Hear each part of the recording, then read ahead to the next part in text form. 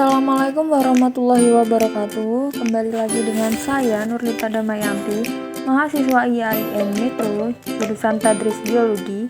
Saat ini saya sedang melangsungkan KPMDR IAIN Metro di masa pandemi COVID-19. Pada video kali ini saya akan menjelaskan sedikit materi tentang sistem integumen. Untuk itu tonton terus videonya sampai akhir ya. Kulit adalah lapisan luar tubuh manusia dan merupakan organ terbesar yang menutupi tubuh. Sebanyak 15-20% dari total massa tubuh manusia berupa kulit.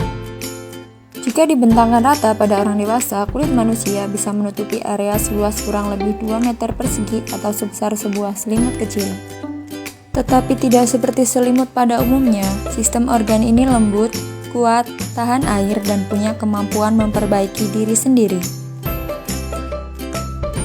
Kulit terdiri dari 3 lapisan utama, yaitu epidermis, dermis, dan hipodermis. Ketebalan kulit ini bervariasi tergantung pada letaknya pada tubuh.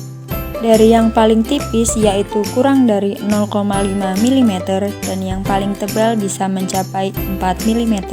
Misalnya kulit pada bagian telapak kaki. Selain berfungsi sebagai penutup, ternyata kulit memiliki beragam peranan dalam kehidupan kita loh, yang merupakan suatu sistem yang disebut dengan sistem integumen. Derivat yang termasuk di dalamnya yaitu rambut, kuku, kelenjar, dan sel saraf khusus. Yang pertama yaitu rambut. Rambut adalah organ seperti benang yang tumbuh di kulit. Rambut muncul dari epidermis, walaupun berasal dari folikel rambut yang berada jauh di bawah dermis. Rambut berfungsi untuk mengatur suhu tubuh atau isolator. Yang kedua yaitu kuku. Kuku adalah bagian tubuh yang tumbuh di ujung jari. Kuku tumbuh dari sel mirip gel lembut yang mati, mengeras, dan kemudian terbentuk saat mulai tumbuh dari ujung jari. Fungsi utama kuku adalah melindungi ujung jari yang lembut dan penuh urat syaraf, serta mempertinggi daya sentuh. Yang ketiga yaitu kelenjar. Kelenjar adalah alat tubuh yang menghasilkan getah atau sekret tertentu. Macam-macam kelenjar yaitu 1. Kelenjar keringat, berupa saluran melingkar dan bermuara pada kulit ari dan berbentuk pori-pori halus. 2. Kelenjar sebasea, menghasilkan minyak untuk mencegah kekeringan. Beberapa fungsi penting dari organ kulit adalah sebagai proteksi, regulasi, dan penerima rangsangan. Sebagai fungsi proteksi, kulit melindungi seluruh tubuh dari bermacam-macam ancaman yang kita dapatkan dari lingkungan. Misalnya infeksi atau serangan organisme lainnya, kerusakan karena radiasi matahari, dan zat-zat kimia yang berbahaya di sekitar. Kulit juga berfungsi menahan tekanan dan benturan dengan kolagen lentur yang merupakan kandungan utama lapisan dermisnya. Sebagian besar epidermis terdiri dari sel kulit yang bernama keratinosit. Sel-sel ini berganti secara menyeluruh setiap sebulan atau 4 minggu.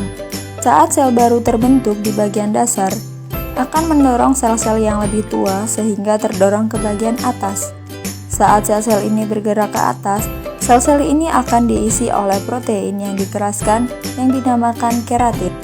Pada proses ini, sel-sel ini membentuk lapisan-lapisan bertumpuk yang rapat yang tahan air, sehingga sulit untuk dimasuki organisme-organisme. Namun ketika ada organisme atau mikroba yang berhasil melewati lapisan epidermis dan ingin masuk ke dalam tubuh, akan berhadapan dengan sel-sel Langerhans. Sel-sel Langerhans berupa kelompok sel pertahanan pada kulit. Sel Langerhans akan mendeteksi mikroba penyerang dan memberikan sinyal kepada sel T dari sistem kekebalan tubuh. Sel-sel T ini kemudian akan berinteraksi dan memicu aktivitas respon kekebalan. Bagian terpenting dari fungsi kulit sebagai proteksi adalah ribuan spesies dari mikroorganisme yang hidup di permukaan kulit, lipatan, dan celah-celah pada kulit.